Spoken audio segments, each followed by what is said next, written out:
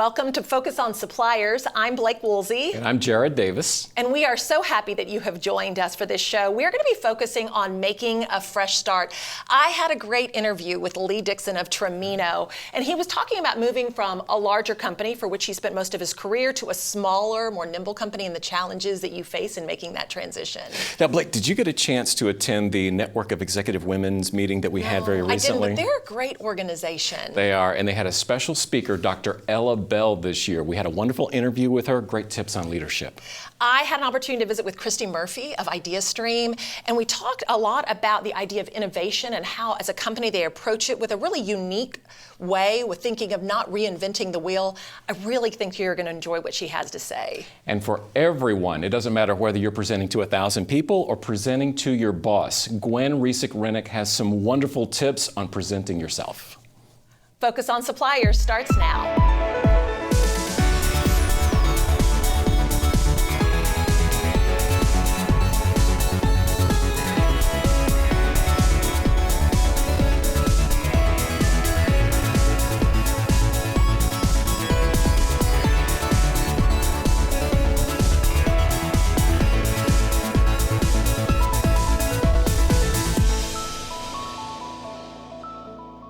Focus on Suppliers, brought to you by 8th and Walton, where suppliers learn fast and grow, and sponsored in part by Saatchi & Saatchi X, Case Stack, Excel Displays and Packaging, Mitchell Communications Group, and other outstanding companies.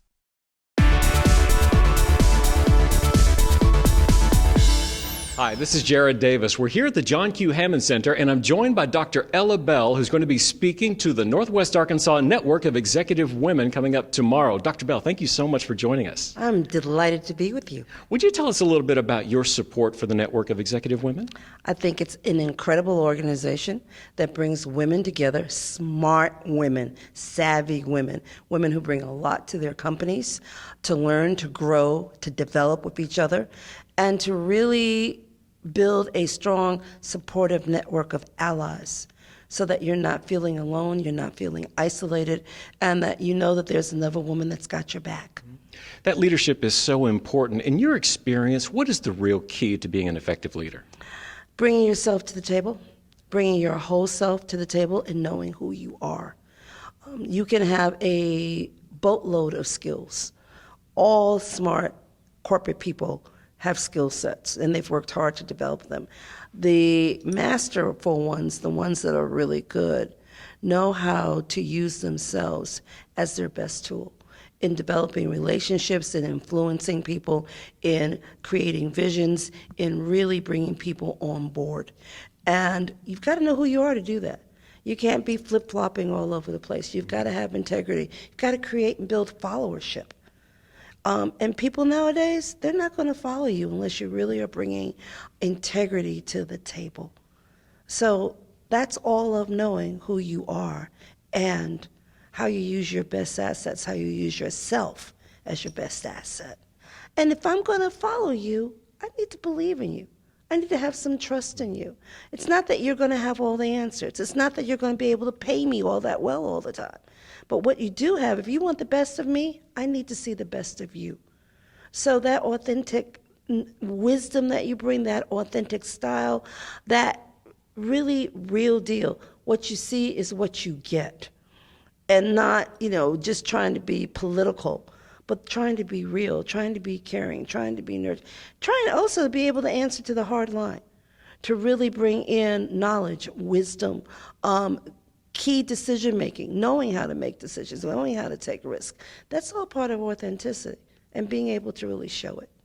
I know somewhere out there, someone's watching this, and they're kicking themselves because they didn't get a chance to come to the John Q. Hammond Center and see you speak. Shame on them. They're going to miss a fun time tomorrow, because part of getting the women to learn, to develop, to grow, to develop the network is that this is a time for them to exhale too. This is a time to get offline. This is a time to come and really take some time to develop you. Take some time to invest in you, to really know your worth. And this is a place to really discover and do a dig in so that you really get lots of self-wisdom and self-insights. Dr. Bell, thank you so much for spending a few minutes with us today. You can see I could talk for hours. Oh, I would sit here and I would totally talk to you for hours. Thank you so for much. having me. We'll be right back. Hello, I'm Blake Woolsey, and with us today is Lee Dixon, the VP of Sales for Trimino.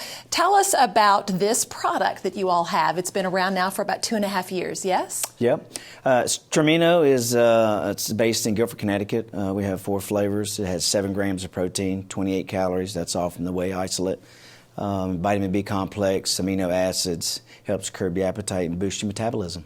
So there has been a decline in that carbonated soft drink arena. How do you all respond to that as you're coming out with a carbonated drink? Yeah, well, we all know nationally, they want to cut down the sugar content. So for us, we're able to offer a product that has no sugar. We're hopefully food service in schools and whatnot. It gives us an opportunity to be able to close that void, since most school systems have taken out soft drinks, and it doesn't have any sugar in it, so it definitely has its health benefits. As a product that's newer on the market, what are some of the challenges that y'all have faced? As any startup, you have challenges of being humble and patient. People don't respond as quick as you'd like, so that's been a real big learning curve for us. People resources, being able to find the right operations, sales, and marketing people, and being able to have companies out there who's going to be able to help us to have our eyes and ears as we're so small of a company. And so you all have gone both the online as well as in bricks and mortar. What would be your recommendation to a newer supplier? Should they go one versus the other, both? I think it's a combination. Online helps customers be able to purchase it when it's not available in their area. In brick and mortar, you have distribution there, so it's good for us to be able to have that to the customers, especially in the Northeast and the Southeast markets as we expand to the West. So in talking about those things that are most important, you mentioned marketing. How do you market as a new company where you're doing everything on a shoestring budget? Social media. Social media is big for us. Instagram, Twitter, Facebook, and you might be able to see Trimino in an upcoming movie soon. And how have y'all made those decisions to do something like a movie? Some of our owners, they like the movies. They're investors within movies. So, you see product placements all the time, whether it's non-alcoholic or alcoholic products. So it's just a good fit. Is there anything else that you would want to share with us today? Yeah, just say if you're a startup company, continue to dream big, be positive, celebrate those wins, because even the smallest wins is going to be a big celebration time. So just keep your chin up and stay positive. That entrepreneurial spirit, is that important still? Very important. And you know what? I think that's going to get you to the end of the day when you get those wins. Great.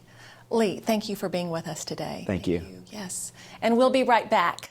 Take your career to the next level with our accounting, invoicing, and deductions class.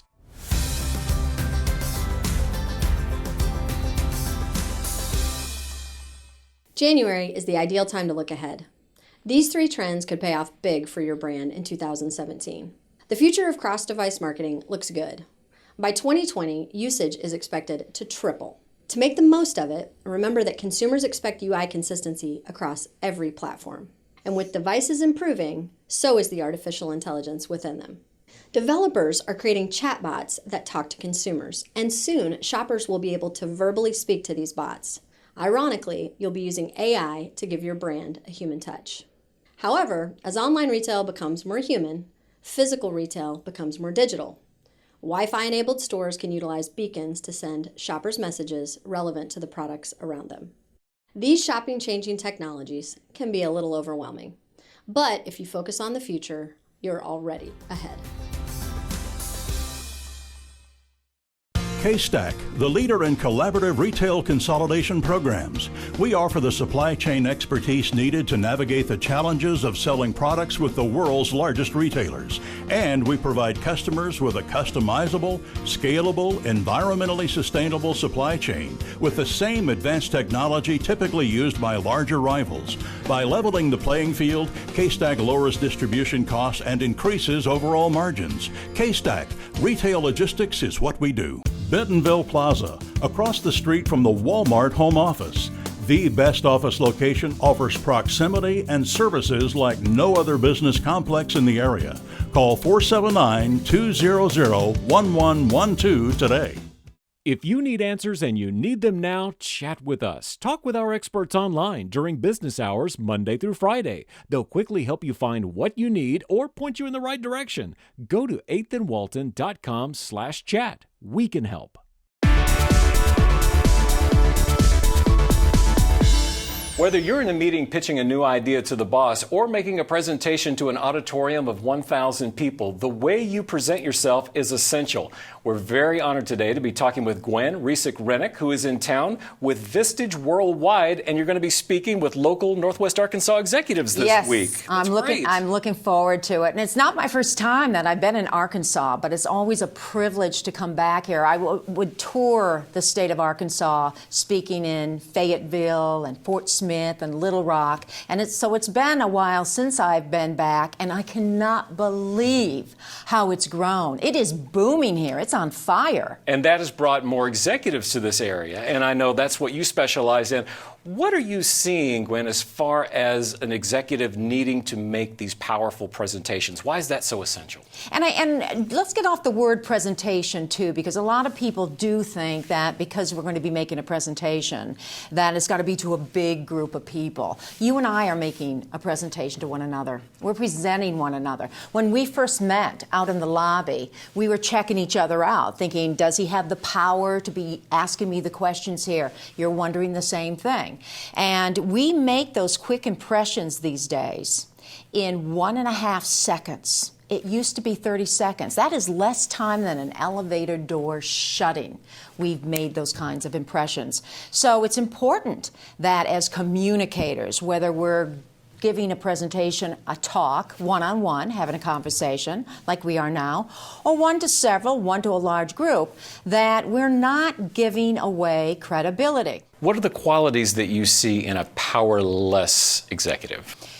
Tomorrow, I will probably notice things like this. I was in Portland, Oregon last week presenting, and there was one CEO who was sharing with the group, his peers, what was going on in his life professionally and personally, and he was slouching. Well, this is their time to lay back.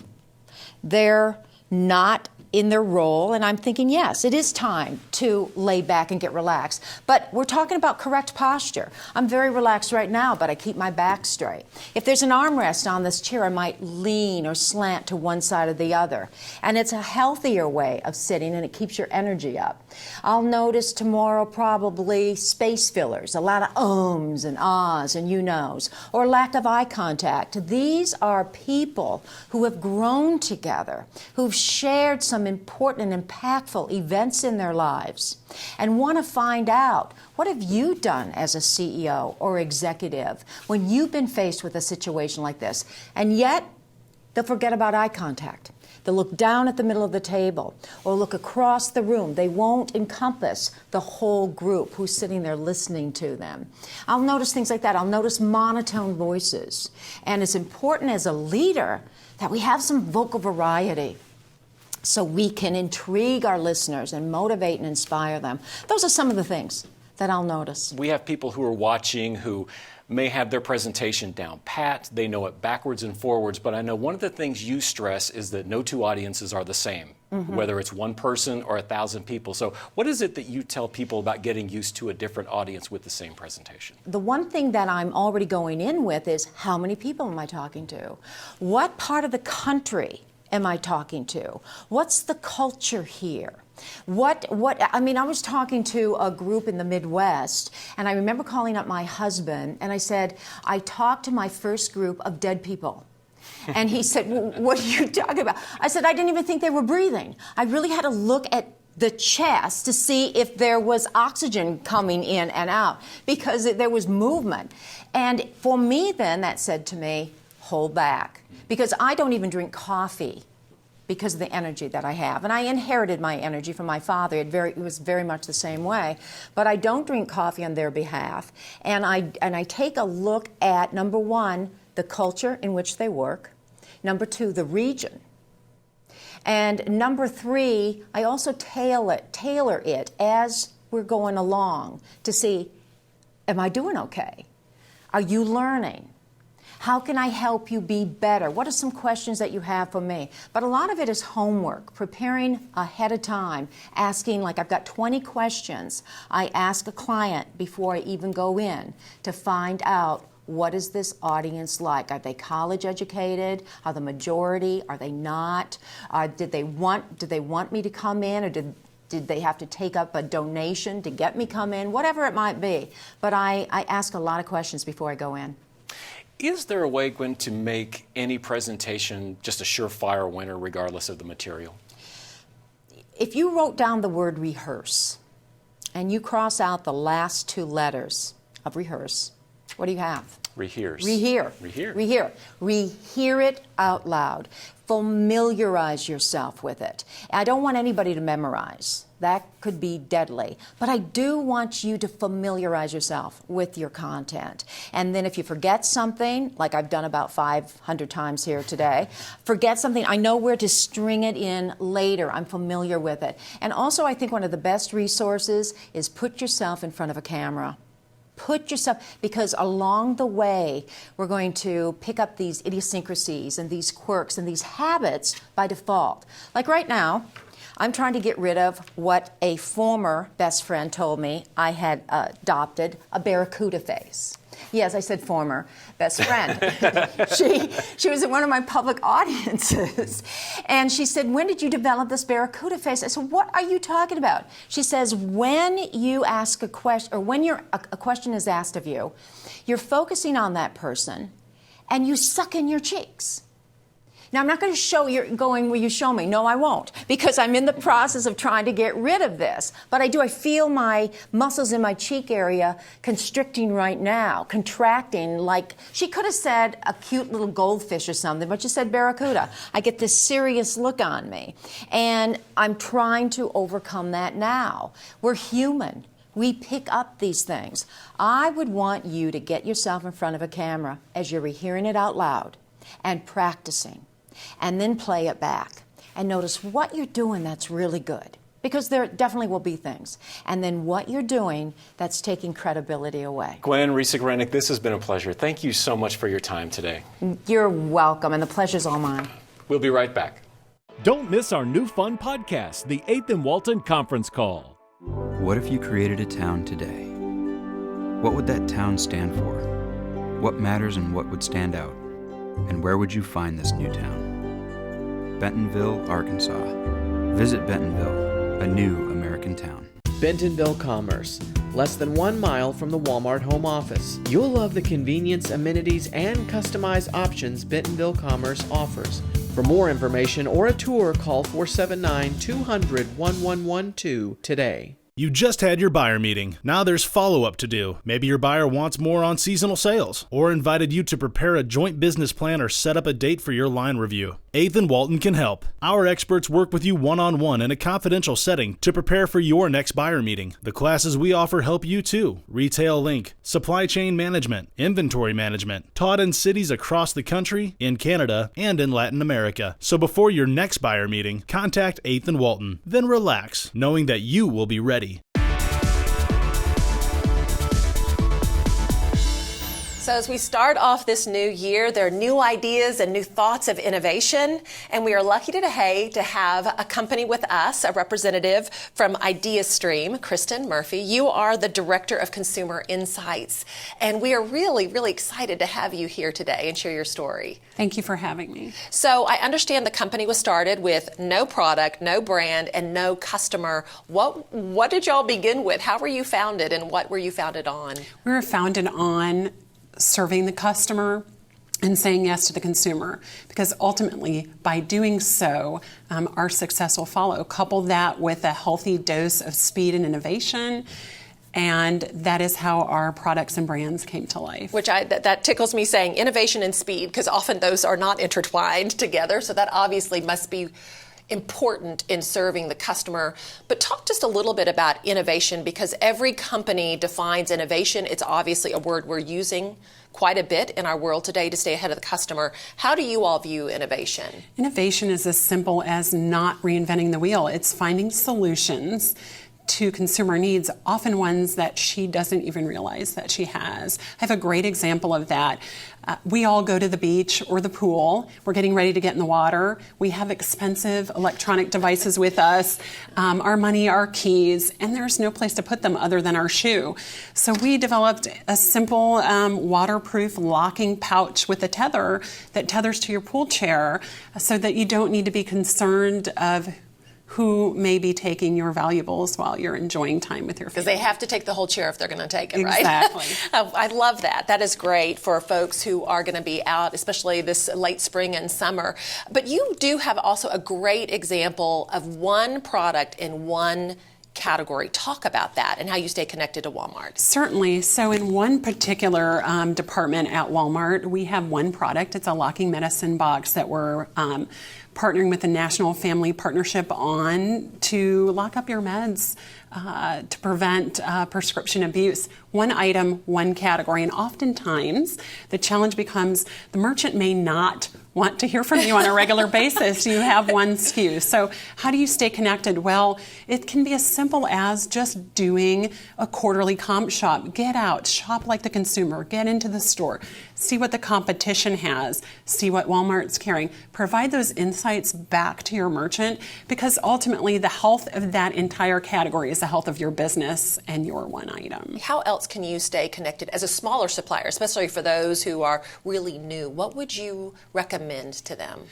Ultimately, just as if a large supplier, you need to cultivate peer relationships. So sales stay connected with their merchant, replenishment with replenishment. But there are many other areas, such as participating in a ReaderLink user group, or my most recent favorite is participating in Facebook groups. There's a wonderful Facebook group, the Walmart Supplier Support Group, where a supplier can go out and post a question, a simple question on a form you may be working on, or a proposal you're making. No cost is discussed, certainly, but it's just reaching out to other suppliers who are more than willing to jump in and answer your question and support each other. Wow, and so people are willing to share and learn and share best practices. That's great.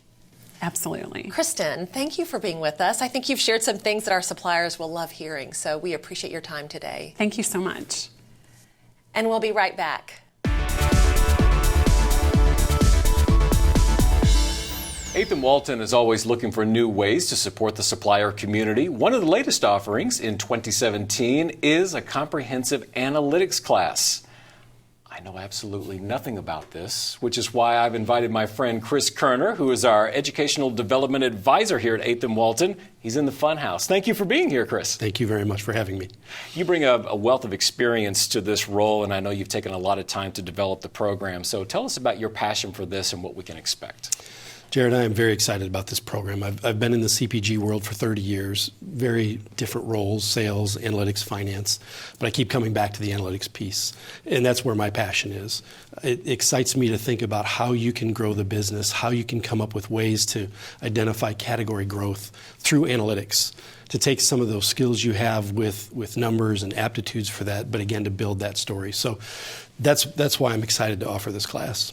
I'd mentioned that this is new for 2017. A lot of people at the beginning of the year, they're thinking about a new career path. They're thinking about relocating. So how would one career path into analytics? And then once they're in analytics, where can they springboard to once they have that on their resume? It's a great question. There are several ways to move into the analytics field. It could be that you're in supply chain or replenishment now, or you're doing some reporting for your company. But analytics takes it deeper than that. It could be that you're a person who's looking to get into the job market for the first time, maybe just out of college, completing your master's work, whatever it would be, to get into this workforce for the first time. And you've identified what your skill set is and what your passions are. That those people are going to come to this analytics course and see that it exposes them to all the tools that are out there, especially for this retailer, and how they can use those tools to build category growth. Someone watching us right now is thinking this may be for them. They want to take that first leap and go out on the limb and try analytics. What advice do you give to them? It's going to be about combining the art and the science of analytics. I'll give you a quick example. I'm doing work for a supplier in town, and they were looking for a story to expand their club count in Sam's Club for this item. we did some analytics that showed that this item sold in an over-indexed way to a certain member group in Sam's. They were able to then take that to the buyer to show them, hey, this member group buys this more than any other, so we need to find those clubs where that member group is high, that member base is high, put it in there. It's first of all understanding what the goal might be, but then that art is where you say, how do I tell that story? What are the tools I use? There are so many tools, whether it's a market basket, whether it's $1 per store per week, whatever, so many tools to use. And then you run the reports, you pull the data, you analyze the data, that might be the science. Then you come back to the art. You say, what is it that will be most compelling to my buyer? Which story will my buyer like? You craft that story, and all of a sudden you see that you get expansion in your item in those clubs. This is fascinating. You're making me excited. It's the first of the year, and I want to take this class. Well, what do I need to do? Anyone who's interested and wants to take the class, what's the first step? So go online for AthanWalton.com, and you'll see the class, and we'll look forward to having you and working through it. Outstanding. Chris, thank you so much for being here. Thank you for having me, Jarrod. We'll be right back. When I was in first grade, the best part of the month is when the book lady would come to our class with a new cart full of books for us to read. I haven't been in first grade in almost 20 years, but I am still excited each time I get to visit with our honorary book lady, Ms. Brenda Allison of ReaderLink. Thank you so much for coming back to see us, Brenda. Thanks for having me. I love to be here talking about books. I love to talk about children's books because there's always a birthday party or some occasion to buy a child's book. What do you have for us today? Oh yeah, kids' books are fun. Today I brought Noisy Farm. This is one of the best-selling children's books at Walmart. It has been for some time. Yeah, touch it. It has what's called a touch and feel element. It's nice and soft. You can feel the cow's fur. You can feel the horsey's mane. Go ahead and press the button. Press the mane. Not going to hurt him, am I? Nope. Oh, there we go. Yeah. We have noise. Yeah, so it's got a noise element too. It's a lot of fun. Great real pictures of animals, and kids love the sounds and petting the animals. So it's available in the Walmart stores. Yeah, in pretty much all Walmarts. It's a really great children's book. Okay, great for the kids. Now for the adults, I see you brought Hidden Figures. This is recently released in theaters. Yeah, it's a best-selling movie, and the book, it's based on this book. It's nonfiction, meaning it's based on a true story of some African-American women, 4 different African-American women that worked on the space program and were essentially computers that figured out the math that could get rockets to leave orbit and go to space. So it's exciting and a true story, very inspirational. Okay, great. Now I know with 2017, you must have something new on your bookshelf you're reading for the year. What are you reading? Yeah, I'm always reading something. And so I brought actually my copy of the book I'm reading right now. It's called A Man Called Ove. It's kind of been a word-of-mouth bestseller, first in Europe. The author is Swedish, and now here in America, it's at the top of all the bestseller lists. And it's a great heartwarming story about a grumpy old man and his relationships with his neighbors and other people in his community. All right, Brenda, our honorary book lady, thank you for joining us again. Thanks for having me. We'll be right back. Suppliers, get the latest retail news 24/7 at Walmart News Now.